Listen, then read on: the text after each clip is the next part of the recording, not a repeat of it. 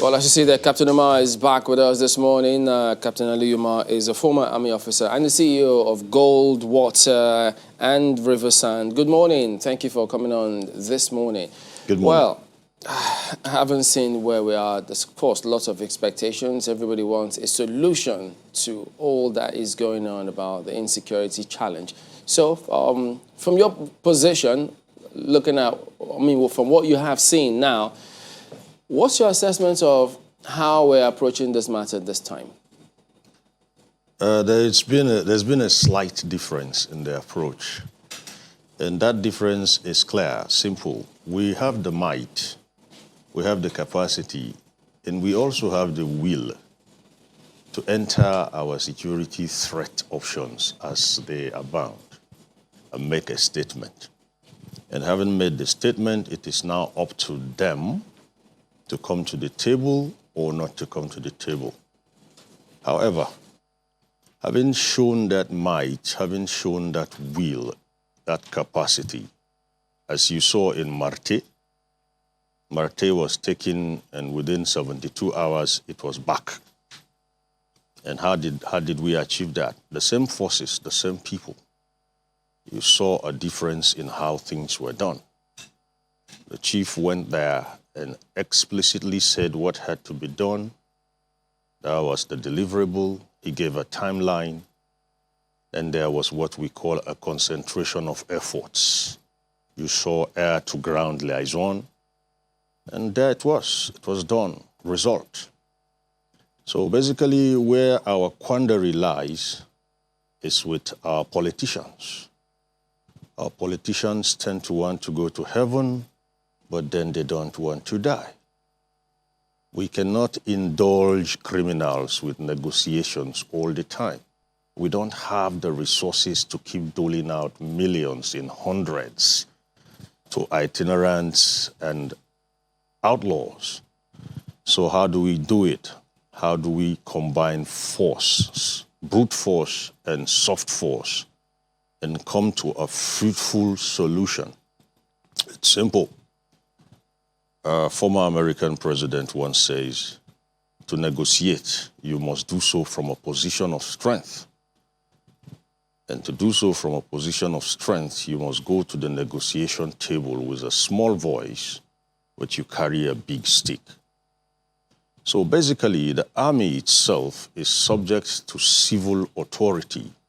But then let our civil authoritarians or authority have no doubt that we have an army that can either bend or break our threats.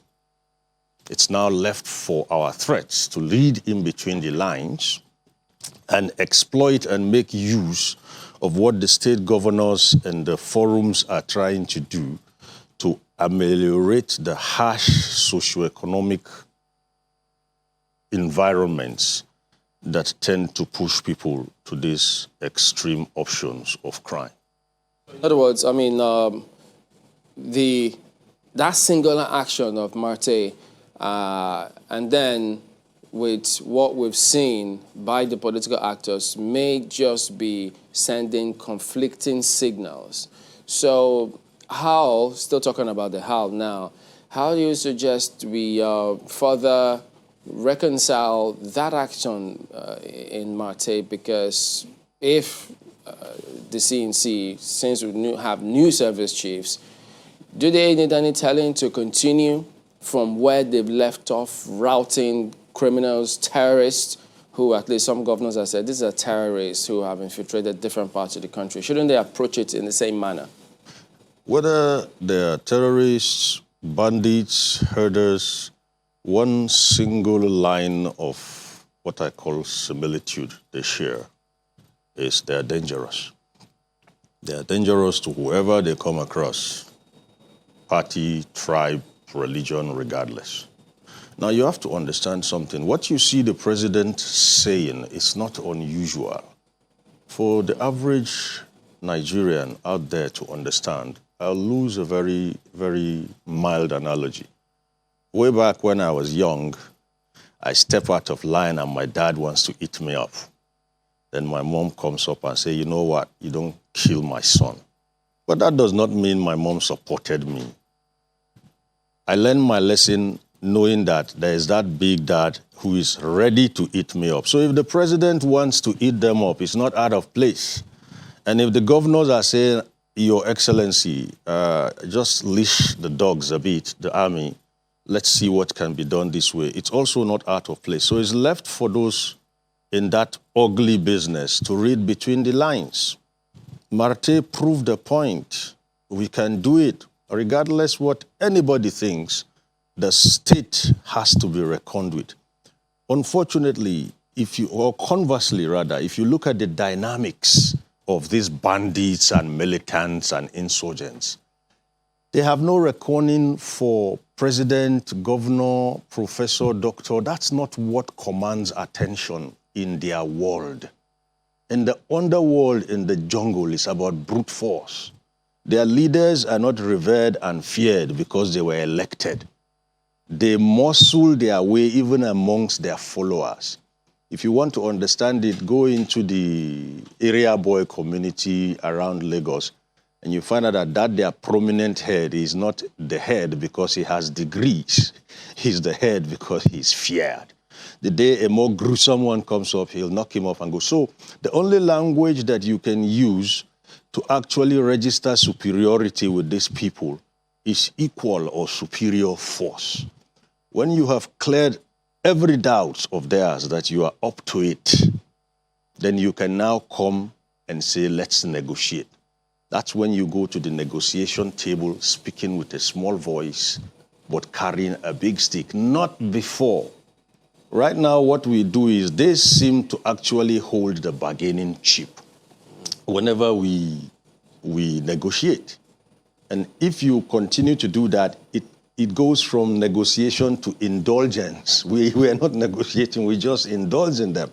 So what am I saying? We need not spread all over the country to do these things everywhere. All we need to do is to make a very good meal of that one opportunity wherever it shows up. And that way we set a precedence, that way it becomes the new normal. That listen, whatever you're doing, we have the capacity to either bend or break you. In other words, those governors or whoever that have been seen negotiating with those bandits or terrorists, they're putting the cart before the horse. Not really. More like they have overstretched the negotiation option. I don't want to use the word abused. The negotiation option is now 2 for 10 kobo. You see, when you go in to negotiate, there's nothing bad with it. But you don't go in to negotiate cap in hand. And that's always the way it is now. We're going cap in hand. And if you do that, it's akin to indulging an already spoiled child. So how do they draw the line? They draw the line, as I've said, by a mix, a healthy mix of the two. Let the insurgents get a very good feel of what our security agencies can do, while on the other hand, the governors are also waving the olive branch. It doesn't have to be this way. Why don't you take this option out? It's that straightforward, it's that simple, until there is a severe option that is going to drive them to the negotiation table. We cannot negotiate from a position of strength. We've heard the military, at least they've been quoted to have said some time ago that they were not involved in any of those negotiations that were carried out. If that were the case, should they be involved in it? Of course. I tell you something, if me, for example, if you had to negotiate, if you had to involve me in that process, I'm not going to go in there think, I'm not interested in what you are discussing. What the military will be going to the negotiation table to do is absolutely different from what people think. They're not going there to fight. Of course, it's a negotiation ceremony. But there are things we have to glean off the persons we are negotiating with. Call it intelligence. I wouldn't go into the nitty-gritty of it. But they are useful. They need to be there. Psychologists need to be there. A very good psychologist can sit down with you, look at your behaviorals, look at your inflections, your intonations, your pitch, your voice, your shoulder positioning, and just draw a conclusion on who this guy most likely is. So, and if we get your character assessment, then we can begin to look at what your Achilles heels and your underbellies could likely be. Because I was going to ask, I mean, all of those back and forth between governors about security and then the action we've seen in Marte, does it have any impact when maybe persons other than the president speaks about matters like this? Because yes, they have the new service chiefs. They've got their charge. He's charged them to go out there and do what you have to do. So when they comment, does it have any impact on the action of the military? Yes, it does. And that is where a lot of education, a lot of induction have to be done, particularly on our governors. From the way our governors speak on security matters, I doubt if at inception, after the oath taking, I doubt if there is a national intelligence induction that is meant to actually put them through the do's and don'ts of communicating with the public, particularly as far as national security is concerned. So you see leaders of thought, politicians coming out to say things that on the other side comes across differently. Yes, we know what he intends to say, but the way he puts it out comes out differently. There's one thing, communication is two-way, the man listening and the man speaking. Now, that is very key in this fight against insecurity in Nigeria. Somewhere along the line, just like negotiation has become indulgent, somewhere along the line, the operations, for example, in the Northeast, have also tended to become in the psyche of the average Nigerian military. No, the military can do it in a particular way, and then there are other sister security and non-security agencies who must key into that counter-terrorist mode in the Northeast to support and drive the successes the army achieves. I'll give you an example again so the average listener can connect with it. COVID-19.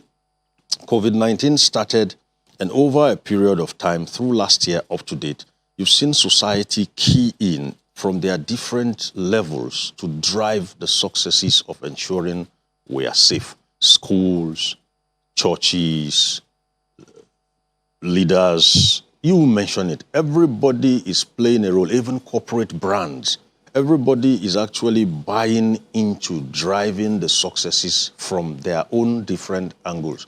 So it's not about the hospitals, for example, buying in to do what they need to do COVID-19 wise. Then you have the schools not observing protocols, the churches not observing protocols, and what have you. The hospitals and the doctors will fail. The same thing happens with the armed forces.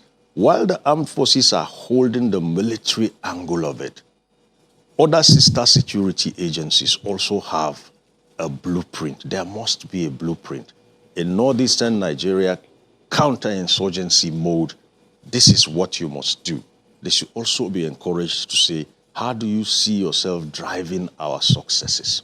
Because if you do not do that, then the shepherd will just walk in futility. It would seem there's some confusion, from what we're seeing as to who is meant to do what. Listening to the governor of Niger State saying, well, we're not getting support from the federal government. And I can imagine the federal government saying, well, we provided the police for you, so what else do you want us to do? So in terms of who should do what, you mentioned some form of intelligence induction for governors beforehand, but they have advisors. People who advise them on how to go about these things. So, when the rubber hits the road, don't forget those people abducted in Niger State are still in the camps of the abductors. We heard recently that they said that they were going to starve them to death. So as these talks, the back and forths continue, there are people who are actively, at the receiving end of these attacks and abduction. So who should do what in this case, especially with this Niger governor saying, we've been abandoned, the police were sent, but we're meant to bear the cost. So who should do what, really? My governor in Niger State says he's not getting support from the federal government. Well, that's one way of saying it. I will prefer in my own head to say, can you itemize exactly what support from the federal government will mean to you? You know, what he said is akin to people who come and say he's not carrying us along. When I hear dissidents saying he did not carry us along, I would like to say, okay, should he have done that would have carried you along? So when we say he's not getting support from the federal government, fine. If you're not getting support from the federal government, what are those itemized aspects of federal government involvement that you would call support? Now, no case scenario. Let's assume those things are not there. What do you have in your hand? What can you do at your level, and have you done it? When you look at that school shouldn't actually have people there. I never thought that was a school. It looked more like an abandoned, dilapidated building. And for crying out loud, Niger State was a sitting duck. My governor has military background, so I'm not going to spare him here. He knows exactly what I'm talking about. We're all products of the same communities. Niger State was just waiting to happen. We had these people hovering around contiguous border states. When they showed up at Tungamaji is in Abuja. What did they do in Tungamaji? They went from house to house plundering food supplies. And when they were done and had enough, they now moved some young teenage girls in their numbers and off they went.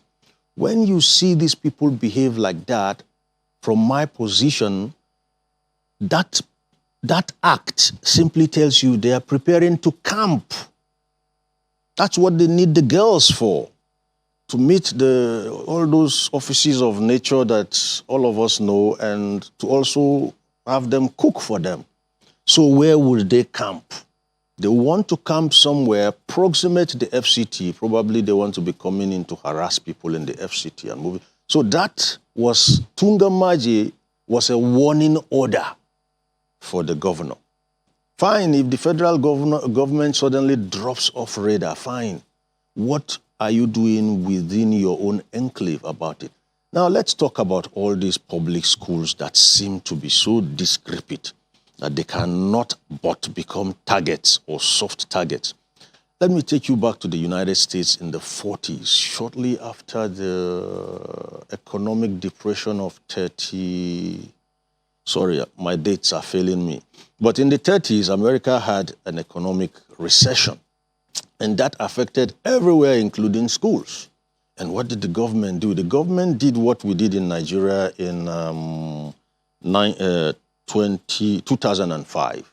Nigeria just merged banks to make fewer, stronger banks. That's what America did. Said, okay, within Niger State, you know what? Put these XYZ schools together. Let's bring fewer, stronger schools so we can fortify them. Now you can say the students will be so many. Yes, there will be so many, but in the 70s when I was growing up, we used to have 2 sessions in schools, morning and afternoon. They are not permanent. They are temporary, pending when you now get your feet properly on the ground. And that's where the healthy mix of brute force aggression and olive branching comes in. When you say that Niger State was just waiting to happen, Indeed. You saw the signs, so you're not quite surprised. Are there other states that are waiting to happen? Yes, indeed. There are. I'm not here to raise alarm.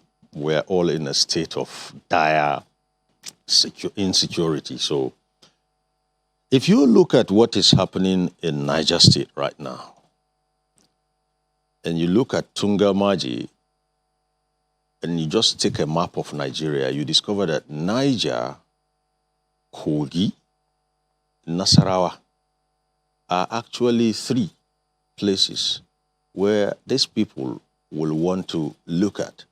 Niger itself comes in favored because it's big, it's wide, largely Sahel savanna. If you're going towards Kogi, you're going towards the confluence, there is more water, so vegetation is thicker. These people are nomads. They are not used to the kind of vegetation you'll find in Kogi, Nasarawa.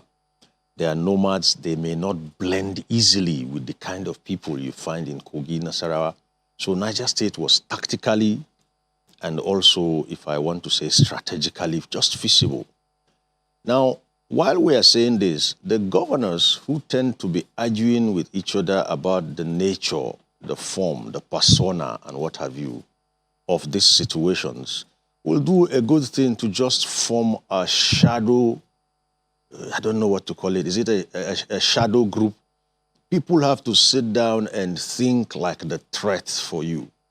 Most of the things I know is not because I'm there, but I just take a perspective and consider myself a bandit and look at the scenario and profile what we know about them. And as is scientifically proven by our psychologists, if you focus on something for a period of time, it expands, it decomposes, you begin to see it. So that is just it. How many governors have a shadow team that is meant to do just that for them? No, we are looking at it from our side of the table. No. Enter the bandit's head and look at your state through his eyes. What you see is what you come back and start working or preparing for. That's it. I'm a little concerned, Captain Umara, that you know this and you have just stated it to us now, that there are others that are as vulnerable. In Niger State, for instance, that you have mentioned, it happened back to back. My question here and confusion is, why do these things seem to catch us unawares? And then when it happens, we begin to scamper. If we knew that Kagara was going to happen, was there anything that could have been done to forestall it from happening? Now, there are definitely, just as you said, other risks lurking around somewhere. Is it that we are not aware that these things are going to happen, consequently catches us unawares, and then we begin to run around? Largely, no. It's not that we don't know, but what seems to drive us are two things. One is habit, okay? Lethargy, as in lethargy. We call it on the streets, they call it fire brigade approach. Lethargy has become part and parcel of us. And the worst offenders here are the public service. If you want to know what I mean, try to get something done, something you can do in 5-10 minutes. Could take you 15 months to do it. I mean, you know what ease of doing business in Nigeria is like. So what can we do in this situation we found ourselves in? That is where our leaders, political and administrative, especially in the public service, will begin to drive the successes of the fight against insurgency. Results.